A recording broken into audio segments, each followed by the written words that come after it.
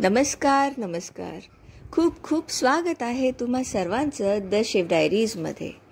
आज आपण बनवत आहोत गणपती बाप्पाच्या आवडीचे आणि सगळ्यांच्याच आवडीचे उकडीचे मोदक. चला तर मग पटकन कृतीला सुरुवात करूयात. सर्वप्रथम कढईत मी 1 चमचा साजूक तूप टाकते आणि त्यातच 1 वाटीभर हा ऑर्गॅनिक गूळ आहे तो घातलेला आहे. गूळ आपण इथे चांगला मेल्ट करून घेणार आहोत आणि मग याच्यामध्ये आपण 1 अख्खं खवलेलं नारळ घालणार आहोत. बघा, गूळ इथे छान मेल्ट झालेला आहे. आता आपण यात 1 बाउलभर खवलेलं नारळ घालूयात. व्यवस्थित हे सगळं मिक्स करून घ्यायचं आहे, एकजीव करायचं आहे. आणि आता याच्यामध्ये थोडेसे ड्रायफ्रूट्स तुम्ही तुमच्या आवडीप्रमाणे घालू शकता. आणि खसखस घातली आहे 1 चमचा. हे सगळं आधी मी ड्राय रोस्ट करून घेतलं होतं. आणि व्यवस्थित हे सगळं एकजीव झाल्यानंतर याच्यामध्ये आता आपण घालणार आहोत 1 चमचाभर वेलची आणि जायफळ पूड. अर्धा चमचा आहे, आय थिंक अर्धा चमचा वेलची आणि जायफळ पूड घातली आहे याच्यामध्ये. आणि सगळं व्यवस्थित एकजीव झाल्यावर झाकण ठेवून आपण हे बाजूला ठेवूयात.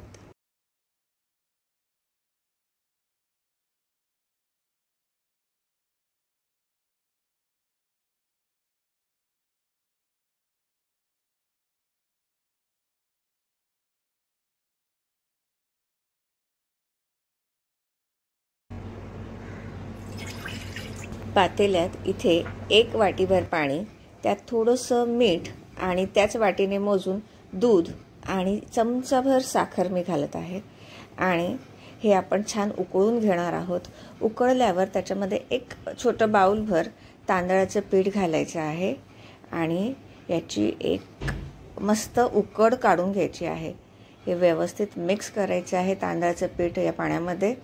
आणि आपण आता इथे गॅस बंद करूयात आणि झाकण ठेवून याला 10 मिनटं आपण रेस्ट देणार आहोत. म्हणजे त्याच वाफेमध्ये ही तांदळाची पिठी चांगली शिजते. आपण आता याच्यावर झाकण ठेवूयात आणि 10 मिनटानंतर याला आपण एका ताटामध्ये काढून घेऊयात.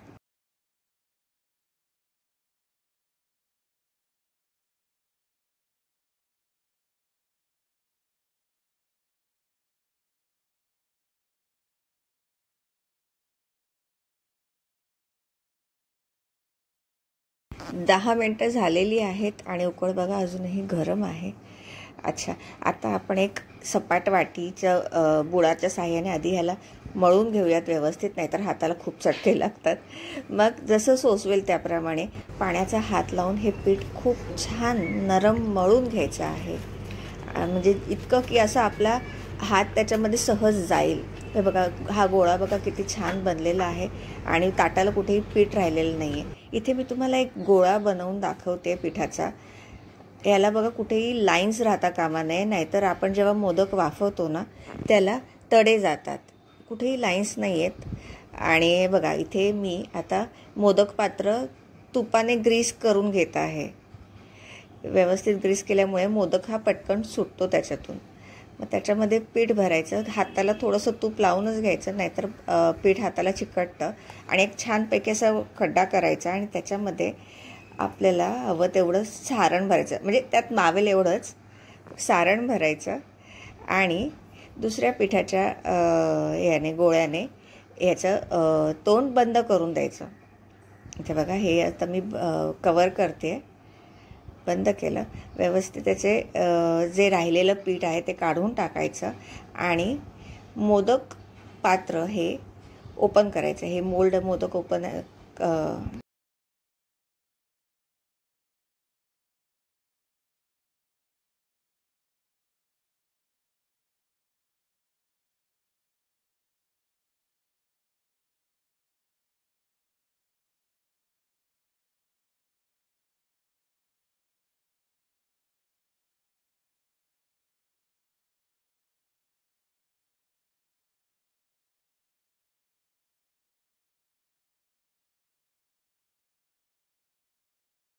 इथे हे मोल्ड मी आता उघडून घेत आहे. जामच घट्ट बसलं वाटतं हे. मोड आता बघा उघडलेला आहे आणि तुम्ही बघू शकता किती छान हा मोदक याच्यातून आपण काढला आहे. वाव, कळ्या अगदी सुबक सुंदर अशा छान दिसत आहेत आणि मोदकही अगदी देखणा दिसतोय. याचप्रमाणे मी सगळे मोदक करून घेते. इथे मला तुम्हाला आवर्जून सांगायचं आहे की हे जे छोटे छोटे हात तुम्हाला दिसत आहेत, हां, हे माझ्या मुलीचे आहेत. तिलाही मोदक करायला फार उत्साह आहे बरं का.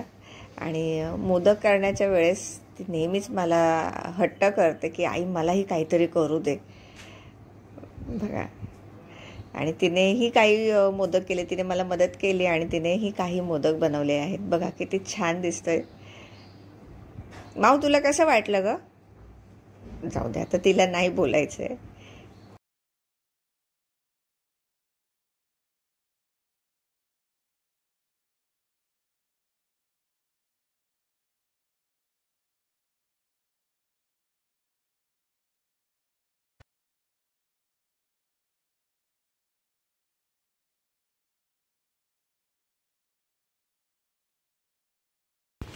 इथे आपले मोदक बनवून रेडी आहेत आणि त्यावर आता मी केसर लावून घेते आहे. केसर लावल्यामुळे मोदकांना एक छान सुगंध तर येतोच, पण त्यांचं लुक पण खूप एनहान्स होतं आणि त्या केसरचा रंग त्यावर खूप छान चढतो. बरं, पण केसर लावत असताना बाजूलाच मी मोदक पात्रामध्ये पाणी घालून ते वाफायला ठेवून दिलं होतं आणि आता याच्यामध्ये एक एक करून मी मोदक ठेवत आहे. जवळजवळ आपले 12 मोदक झालेले आहेत आणि याला फक्त 10 मिनटं आपण छान वाफवून घेणार आहोत की बस तयार आहेत आपले उकडीचे मोदक.